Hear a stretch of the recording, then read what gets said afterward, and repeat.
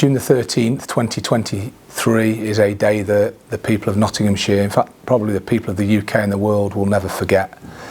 We in policing often use words to describe those sorts of events as appalling or abhorrent, harrowing and shocking, and frankly it was all of those, but perhaps more than that too. In fact, I would say it was probably the most dreadful event that we've experienced in Nottinghamshire. We were called to an incident where a man was known to have stabbed two young people. What we know, of course, is that that dreadful incident took the lives of two young students, Barnaby and Grace, both 19 years old. They'd had a good night, they were really close friends, they'd been with other friends, and they were walking home.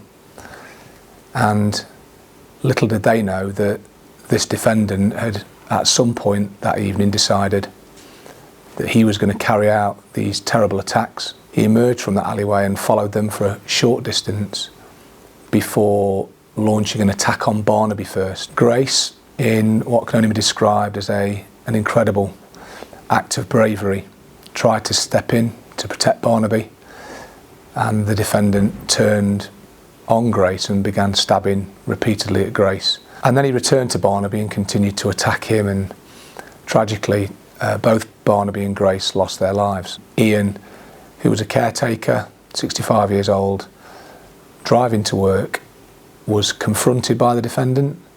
The defendant managed to bring the vehicle to a stop, and then again without warning launched an attack on Ian, and as a result of that attack Ian lost his life.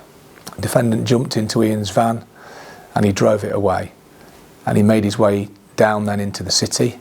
Wayne was crossing over the road, and the defendant completely changed his direction of travel, careering across the carriageways and onto the opposite side of the road, hitting Wayne from behind.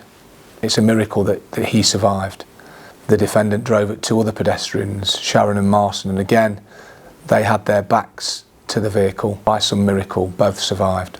But when the first police officers arrived on Ilkeston Road, which was the scene of the attacks of Barnaby and Grace, we were there within minutes of that attack taking place, and our officers were immediately attempting to administer first aid. They were supported then by paramedic colleagues, but were unable to save either Barnaby or Grace's life. But at that point we weren't really sure what had happened. We didn't know whether this was that they'd been attacked by somebody that they knew, or whether this was a robbery, or whether this was another type of random attack. But immediately, as we always would, went straight into response and investigation mode and started to gather evidence really quickly and start to piece together what we thought might have happened. And while we were still doing that, the next call we actually took was from the events on Milton Street.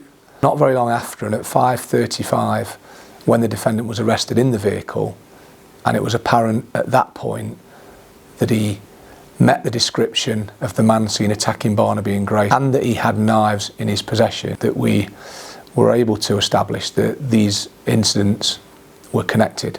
There was an outpouring of grief and an outpouring of emotion, not just from the people who live and work in the city of Nottingham, but from all communities across Nottinghamshire and the Midlands, and actually the whole of the country. It was something that was felt by everybody, and I know I speak on behalf of all of my colleagues within Nottinghamshire Police when I say this, that the events of June the 13th will never be forgotten by the people of Nottinghamshire and all those people that have been affected. And the victims in this case will forever last in our memories. Barnaby, Grace, Ian, Wayne, Sharon, Marson.